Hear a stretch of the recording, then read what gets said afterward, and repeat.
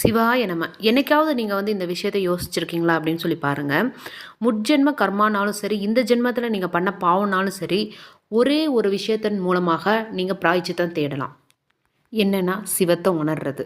இப்போ சிவத்தை உணரணும், சிவா அப்படின்ற பேர் நம்ம வாயில் வருது அப்படின்னாலே வந்து உங்களோட கர்மாக்கள் அழிஞ்சா மட்டும்தான் அந்த ஒரு புனிதமான வார்த்தை உங்கள் ஞாபகத்தில் வரும். நீங்களே யோசிச்சு பாருங்க, ஒரு குப்பை குளமாக ஒரு கட்ட கர்மாக்கள் நிறைய மனசில் இருக்கிறவங்க கிட்ட தெய்வம் வருங்களா?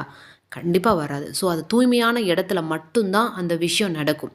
அப்போ உங்கள் கர்மாக்கள் அழிஞ்சு உங்கள் ஆன்மா தூய்மையாக இருக்கிற பட்சத்தில் மட்டும்தான் தன்னை வெளிப்படுத்தக்கூடிய ஒரு வெளிச்சத்தை அப்பன் பரமேஸ்வரன் கொடுப்பாரு.